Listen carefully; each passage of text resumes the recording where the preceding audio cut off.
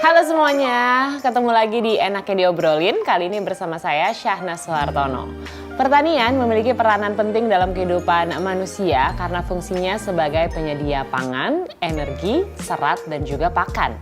Namun sayangnya masih banyak sekali nih ya anak muda yang berpikir kalau menjadi seorang petani atau terlibat begitu ya dalam kegiatan di bidang pertanian itu mungkin kurang keren atau kurang menjanjikan gitu. That's why Pusat Pendidikan Pertanian merancang program dan juga sistem yang disebut pertanian modern dan petani milenial. Nah, apa sih sebenarnya yang dimaksud dengan pertanian modern dan juga emangnya ada nih petani milenial? Nah, yang kayak gini enaknya diobrolin.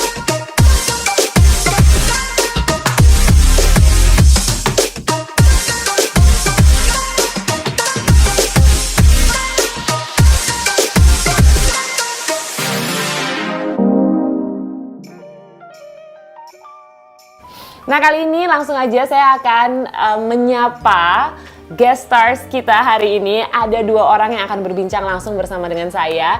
Yang pertama ada Dr. Ida Widiasanti, Kepala Pusat Pendidikan Pertanian. Halo Bu. Ya, selamat siang. Apa kabar Wida? Mbak Sana. Kabar baik. Kabar baik. Senang ya. bisa di sini ya.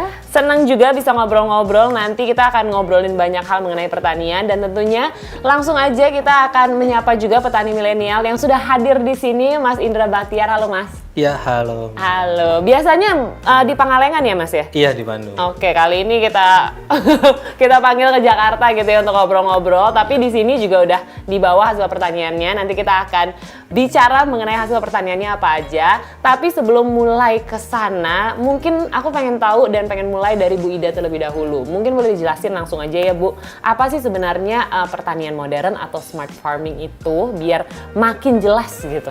Oke, jadi gini ya Mbak Sanas ya, jadi pertanian modern itu adalah pertanian yang memanfaatkan inovasi, baik itu inovasi kelembagaan maupun inovasi teknologi. Dan tentu saja pertanian ini antara lain adalah smart farming, termasuk di dalamnya adalah smart farming. Ini merupakan suatu pertanian yang memanfaatkan digitalisasi, kemudian Internet of Things, bahkan bisa menggunakan artificial intelligence. Wow. Dan kemudian juga bisa dilink antara perangkat lunak dan perangkat kerasnya dalam suatu gadget misalnya, dan kemudian bisa dioperasikan dalam suatu gadget tersebut untuk kemudian segala sesuatunya bisa otomatisasi. Seperti itu. Baik, digitalized begitu digitalized, ya semuanya. Betul. Oke, nah kalau gitu Bu Ida, apa sih alasan dibalik program dari Kementerian Pertanian untuk benar-benar membuat petani-petani atau pertanian tradisional ini menjadi sesuatu yang modern, sesuatu yang hip? Alasan di belakangnya apa? Iya, karena saat ini kita banyak menghadapi tantangan, Mbak Sanas. Ya, tantangannya pertama adalah kita menghadapi krisis pangan global saat ini. Ya, war in Ukraine dan Rusia itu more or less berpengaruh nih terhadap bagaimana penyediaan pangan yang ada di dunia, termasuk Indonesia. Nah, kemudian juga adanya climate change, jangan lupa ya, di mana kadang-kadang di suatu daerah kita lihat ada flood atau banjir ya, di daerah lain ada kekeringan atau drought seperti itu. Dan kemudian juga kita menghadapi tantangan regenerasi petani, terutama di Indonesia dan bahkan juga di beberapa negara di dunia. Karena ternyata petani kita saat ini berada pada piramida tua. Ya, jadi sebagian besar petani itu berada di usia tua. Jadi masih sedikit anak-anak muda kemudian yang berkecimpung di sektor pertanian. Sehingga kita mencoba untuk memperkenalkan ya modernisasi, kekinian, apalagi kita saat ini berada di industri 5.0 dan society 5.0 ya. Nah, itu untuk menarik anak-anak muda ini mau bekerja di sektor pertanian. Kemudian juga di sisi yang lain tadi menghadapi krisis pangan, climate change, kita ingin bisa tetap mendorong supaya produk-produk pertanian ini tetap berkualitas, ya. Kemudian juga kuantitasnya tetap, bahkan kontinuitas. Nah, di samping itu dengan adanya pertanian modern, misalnya dengan menggunakan smart farming, dengan greenhouse dan sebagainya, ini juga menjawab tantangan lahan yang semakin sempit misalnya, atau kemudian juga adanya beberapa hal hama penyakit dan sebagainya yang kemudian juga bisa meningkatkan produktivitas dari pertanaman tersebut atau pertanian. Oke, baik. Menarik sih ya, dan tadi Bu Ida juga sempat bicara mengenai regenerasi gitu. Memang kalau misalnya kita ngomongin anak-anak muda, semuanya maunya jadi apa? Jadi YouTuber gitu ya, atau mungkin jadi musisi, atau jadi apa gitu yang keren banget gitu. Makanya penasaran nih, jadi petani tuh juga pastinya keren. Makanya kita membawa Mas Indra ke sini. Mas Indra, kenapa sih awalnya memilih untuk bertani? Padahal kalau kita lihat anak muda gitu biasanya memilih profesi yang memang kekinian gitu. Ya kalau ditanya kenapa memilih bertani, memang mungkin dari sejak saya kecil mungkin ya. Jadi pada saat itu saya membantu ibu saya menyiram tanaman di taman, kemudian memberi pupuk, memberi nutrisi, kemudian merawat gulma, itu membuang-buang gulma, kemudian hasilnya tanaman jadi lebih subur, kemudian lebih baik. Oke, jadi memang orang tua tuh petani gitu. Kebetulan tanaman di rumah aja taman gitu. Oke. Nah, dan melihat hasilnya itu ada perasaan senang gitu. Kemudian ke bawah sampai kuliah. Nah, setelah kuliah akhirnya berkecimpung di pertanian karena memang ada alumni juga yang bergerak di bidang pertanian dan saya bergabung, kemudian belajar mengenai apa itu pertanian dan bertani secara langsung dan melihat hasilnya itu dari tanaman yang kita rawat, diberi pupuk, dipelihara dan menghasilkan. Itu sesuatu yang membuat saya senang gitu. Awal saya memilih bertani seperti itu. Ini memang apa ya, ada calling gitu ya pastinya masih ada di sana ya. Tapi boleh tahu nggak jadi petani tuh dari tahun berapa, Mas? Kalau dibilang mungkin sejak kuliah ya. Sejak tahun 2010. 2010 itu kali pertama dan sampai sekarang masih bertani terus, dan di sini juga Mas Indra sudah membawa hasil pertaniannya. Ini salah satunya ya, Mas ya. Boleh dijelaskan nggak? Ini produk tomat cherry yang dihasilkan dari smart farming yang ditanam menggunakan greenhouse berteknologi. Oke, selain cherry tomatoes ada apa lagi, Mas? Kalau kebun saya sendiri, diantaranya ada tomat cherry dan cabai untuk ekspor di hidroponik. Baik. Sudah ekspor nih Mbak Sana. Sudah ekspor, luar biasa. Tapi masih penasaran sih aku, smart farming yang disebutkan oleh Mas Indra, nanti metodenya seperti apa kita akan bicara lebih lanjut. Karena penasaran gimana sih itu diterapkan gitu dari sesuatu yang tradisional, abis itu disentuh dengan teknologi. Gimana? Boleh dijelaskan nggak, Mas Indra? Ya, jadi kebun saya sendiri kita menggunakan greenhouse sebagai teknologi. Seperti yang kita tahu, greenhouse itu kan fungsinya untuk melindungi tanaman ya dari adanya perubahan iklim atau serangan hama penyakit. Kemudian tanaman yang ditanam itu menggunakan kokopit atau media pengganti dari kelapa. Nah, itu fungsinya untuk menjaga tanaman supaya tidak terserang penyakit juga. Jadi kita menggunakan greenhouse itu secara close, tertutup. Nah, di dalam greenhouse itu kita membuat mengaplikasikan teknologi untuk mengatur pengendalian iklim mikro. Iya, jadi di dalam greenhouse kita mengatur suhu supaya tanaman bisa dapat tumbuh dengan baik, kemudian juga kelembaban. Itu sudah kita setting atau menggunakan aplikasi supaya tanaman itu bisa tumbuh dengan baik. Kemudian yang kedua teknologinya itu dengan kontrol irigasi sistem. Jadi juga menggunakan teknologi untuk memberikan asupan nutrisi kepada tanaman sesuai dengan kebutuhannya. Ya, misalnya tanaman kita baru tanam masih usia 0 hari, kita memberikan nutrisi secukupnya. Kemudian setelah 1 bulan ditambah nutrisinya. Sama seperti manusia, pada saat bayi kita hanya diberi bubur, gitu. Kemudian semakin besar asupan nutrisinya atau kebutuhan nutrisi tanaman itu kita tambah sesuai dengan kebutuhan. Itu kenapa supaya tanaman dapat tumbuh dengan baik dan menghasilkan produktivitas yang tinggi. I see. Nah, untuk penerapan sistemnya tuh berapa lama dikembangkannya, Mas Indra? Penerapannya mulai dari penanaman sampai panen sampai akhir gitu. Jadi mulai dari pembibitan kita menyemai menggunakan teknologi juga sampai panen itu kurang lebih siklus tanaman kurang lebih 1 tahun. Kurang lebih 1 tahun, oke. Dan sudah dirancang begitu ya sistemnya sedemikian rupa sehingga bisa diteruskan saja begitu. Tapi ada lagi nggak mungkin beberapa metode yang sedang dikembangkan oleh Mas Indra? Kalau yang sedang dikembangkan memang kita memperdekat jarak tanam ya. Jadi dalam 1 meter perseginya itu semakin jarak dekat tanamnya. jarak tanam. Oke, Itu nggak kenapa? social distancing ya Iya. kayak kita. Tadi kenapa Oke. yang Ibu Ida sampaikan bahwa lahan pertanian semakin sempit. Jadi Iya. kita memanfaatkan lahan yang terbatas. Oke. Jadi semakin terbatas lahannya, kita maksimalkan lahan yang ada. Oke. Itu kita menggunakan smart farming dengan menggunakan drip irigasi system. Jadi kerapatannya semakin padat, tapi nutrisinya kita berikan secara optimal gitu. Oke, baik. Ada juga menarik mungkin banget. vertical farming ya Mas ya. Nah, itu ada lagi konsep Jadi vertical farming. ketika memang lahan semakin terbatas, udara belum terbatas, maka kemudian kita buat Ke atas. bertingkat ke Oh, atas. Seperti itu Mbak oke. Sana. Seperti hotel Jadi kayak mungkin apartemen ya, nggak bisa beli rumah, beli apartemen aja. Baik.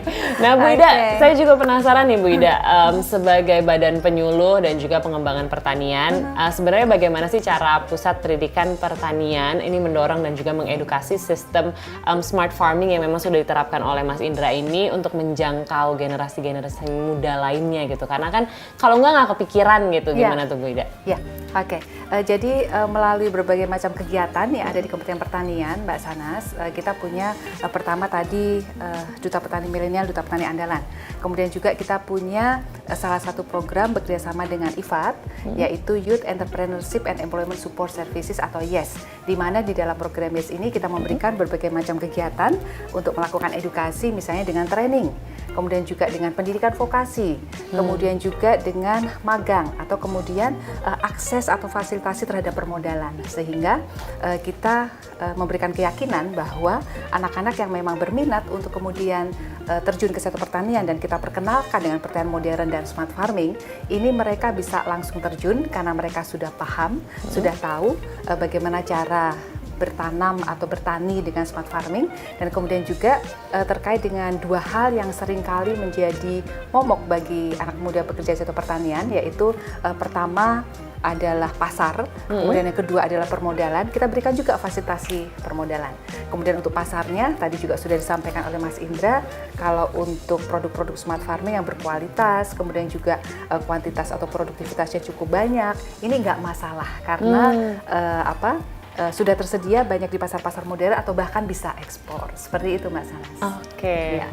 Nah, kemudian dari 2,5 juta petani milenial ini, kita juga Pak Menteri melantik atau memilih 2.200 duta petani milenial dan duta petani andalan. Mas Indra ini salah satunya. Oh, oke, duta petani. Iya, jadi beliau punya tugas nih dari Pak Mentan untuk kemudian juga bersama-sama dengan Kementan, hand in hand, untuk kemudian juga menyampaikan kepada anak muda di sekitarnya untuk ayo kita menggunakan teknologi, kemudian kita bertani dengan cara-cara yang modern seperti itu. Oke, dengan smart farming ini. Nah, tapi penasaran juga antusiasmenya tuh gimana Bu Ida ketika memang mengajak mereka gitu ya, yang sudah tahu dan sudah paham mengenai pertanian secara tradisional dan kemudian untuk berpindah dan juga mengembangkan smart farming ini. Antusiasme mereka tuh seperti apa? Kalau untuk anak-anak muda luar biasa Mbak Sanas. Jadi bahkan ketika kita bekerja sama nih dengan golongan milenial ini ya, ini di luar apa yang kita harapkan sebelumnya.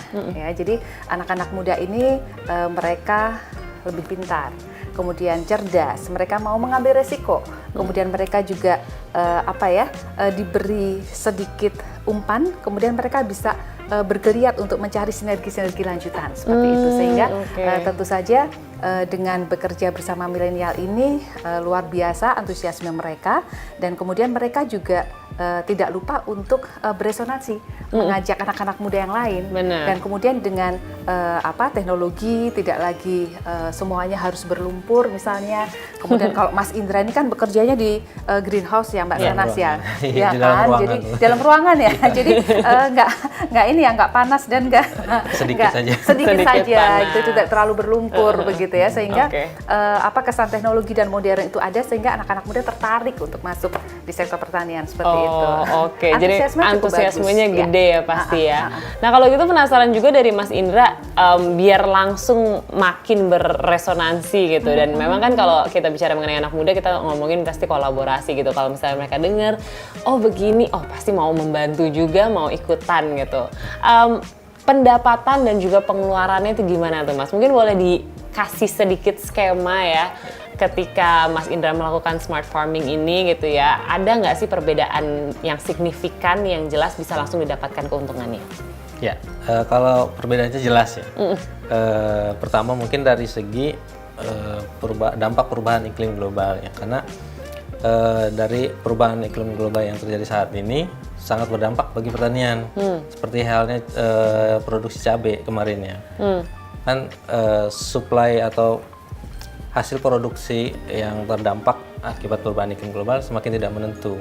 Itu karena terjadi perubahan pola tanam dan banyaknya hama dan penyakit yang tidak terkontrol. Ya kadang-kadang kan memang kemarau berkepanjangan, atau kemudian juga musim Musim hujan hujan berkepanjangan, sehingga tanaman itu nggak bisa mendapatkan air, kebutuhan hara secara proporsional. Nah, jadi kita menggunakan greenhouse atau dengan smart farming ini, kita terhindar dari adanya perubahan dampak perubahan iklim global itu.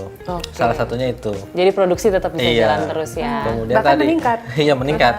Karena tadi kedua kan kita bisa menanam dengan kerapatan yang lebih padat. Artinya jumlah jarak tanamnya semakin dekat. Artinya itu akan menghasilkan produktivitas yang lebih tinggi. Kalau dari kebun saya sendiri, dari rata-rata produktivitas tomat itu 30 ton per hektar, itu kalau kita menggunakan greenhouse bisa mencapai 150 ton Per hektar. per hektar. Wah, kalau luar menggunakan biasa. greenhouse. Ini pun saya kagum, Mbak Sanas. Ya, kalau Luar menggunakan biasa. greenhouse, iya. Jadi bisa 5 kali Jangan lipat. ragu-ragu. 5 kali lipat Iya. dengan smart farming ini ya. Itu juga dengan semua komoditas sama. Dan kualitasnya juga lebih bagus ya Mas ya. Ketiga kualitasnya, karena kita dengan seperti rumah yang ditutup gitu, ya tidak terserang hama penyakit, sehingga kualitasnya bisa lebih baik. Kemudian dari segi kebersihan, karena kita tidak menggunakan tanah dengan smart farming greenhouse, hasil produknya ini bisa lebih higienis, tidak tersentuh tanah, bisa lebih higienis. Nah ini juga tadi aku sempat ngebuka gitu ya. Memang soalnya aku sangat penggemar sayur-sayuran, Ya, boleh jadi aku dicoba. tahu betul ini tapi yang beef Nudira tomato ya. Cherry Cherry tomato. tomato. Oke. Ini organik bukan atau Hidroponik. hidroponik ya? Hidroponik. Hidroponik. Jadi I see. ini termasuk pangan sehat ya Mas ya? Termasuk Sehat pangan sehat nih lebih, Mbak iya. Sanas. Iya, pastinya. Dan ini Karena memang tidak banyak menggunakan Low obat-obatan ini, kimia ya? low pesticide sama fungisida. Jadi sangat sedikit sekali Sangat penggunaan sedikit pestisida. sekali. Yes, dan jadi ini benar-benar ini juga udah bisa dimakan langsung ya karena memang bersih banget juga Iya, di ini bisa package-nya. dijadikan cemilan sehat. Oke, Cemilannya sehat. tomat. Ini kayaknya Bu Ida langsung pengen makan nih. Iya nih, boleh ya Mas? Boleh Bisa banget ya? dong. Oke, Silakan, dicoba Bu. ya. Kita Boleh rasakan. Jadi tadi kan kata Mas Indra, ini kualitasnya lebih bagus, artinya lebih Iya. segar ya.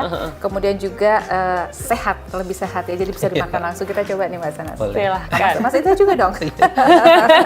Saya udah sering cobain. Udah sering cobain Iya. buat tes kualitasnya ya Mas ya. Enak Mbak Sanas.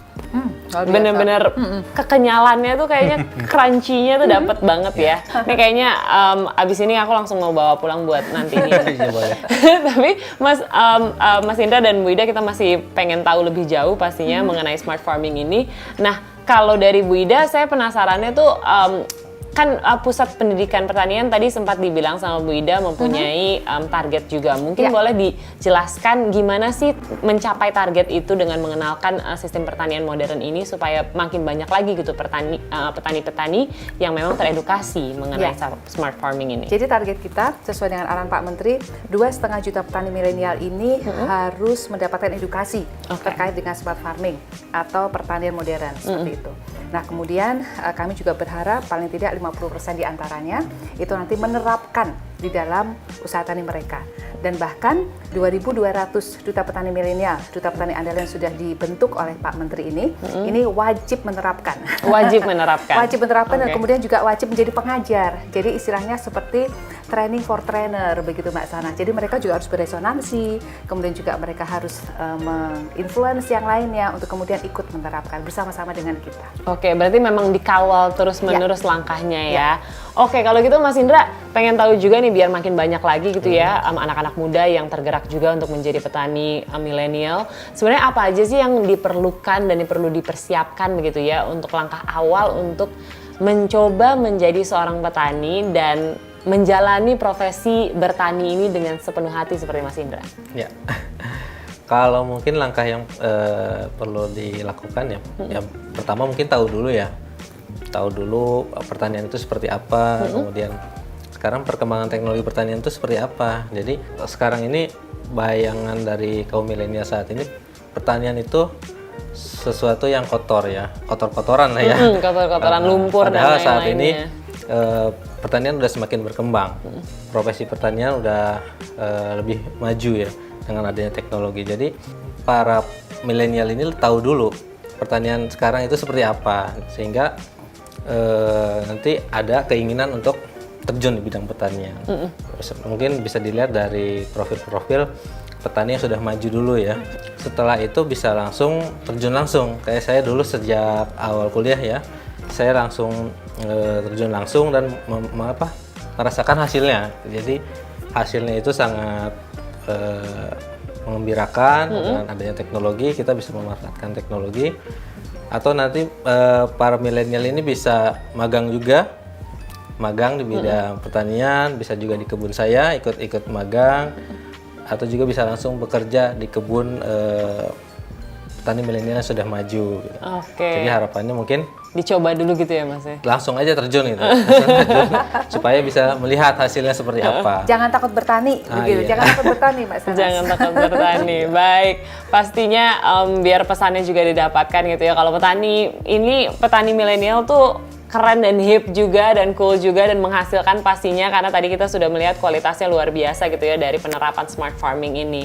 Selanjutnya mungkin pertanyaan terakhir untuk Bu Ida, saya pengen tahu harapan dari Pusat Pendidikan Pertanian ke depannya nih Bu, terkait dengan program pertanian modern dan juga petani milenial ini seperti apa? Siapa lagi yang mau digandeng, sebesar apa nih nanti? Ya Mbak Sanas, jadi tentu saja harapan kami adalah sebanyak-banyaknya anak-anak muda, terutama saat ini yang sudah kita berada di era bonus demografi ini, mau terjun ke sektor pertanian. Jadi tadi Mas Indra sampaikan bahwa jangan takut bertani. Jangan takut bertani. Kemudian Pak Menteri Pertanian juga menyampaikan pertanian itu tidak pernah ingkar janji, Mbak Sanas. Artinya bahwa siapa yang memang terjun ke pertanian, tekun, kemudian juga berusaha selama beberapa waktu tentu akan menikmati hasilnya. Dan kemudian juga harapannya kita semua ini bisa bersama-sama ya mengembalikan kejayaan pertanian kita sebagai negara agraris. Kemudian kita juga bisa mengoptimalkan sumber daya genetik kita untuk kemudian dengan bantuan teknologi, inovasi, digitalisasi, kita bisa buat produk-produk pertanian tropis kita menjadi tuan rumah di negara kita sendiri, dan kemudian juga tentu saja harapannya bisa menjaga ketahanan pangan kita. Amin. Oke, terima kasih banyak loh Bu Ida dan juga Mas Indra yang sudah memberikan banyak sekali perspektif gitu ya terkait dengan smart farming ini. Ini pastinya mudah-mudahan juga memberikan pemahaman baru, makanya enaknya diobrolin gitu, karena kembali lagi pasti anak-anak muda di luar sana langsung tercerahkan kalau oke, jadi petani milenial itu seru, asik dan kayaknya challenging, dan pastinya setiap saat ada sesuatu metode baru yang bisa dicoba gitu ya. Dan juga pastinya kembali lagi kalau kita melakukan melakukan pekerjaan pastinya maunya menguntungkan ya Mas Indra ya. Tadi Mas Indra udah sempat ngomongin kalau keuntungannya luar biasa dengan smart farming ini. Pastinya semoga ini juga menggugah gitu ya semua yang menonton untuk mencoba bertani, karena kembali lagi tadi Mas Indra bilang coba aja dulu pokoknya. Jadi kita bisa langsung ya magang ya Mas Indra ya. Siap. Di pertaniannya Mas Indra di Pangalengan. Baiklah, thank you so much sekali lagi, dan itulah episode Enaknya Diobrolin kali ini bersama saya Syahna Suhartono. Semoga ini memberikan perspektif baru bagi Anda yang mau mencoba menjadi petani milenial dan juga mau mencoba metode smart farming ini. Terima kasih banyak sudah menyaksikan. Kita ketemu lagi di Enaknya Diobrolin episode-episode selanjutnya yang pastinya nggak kalah menarik. Bye-bye.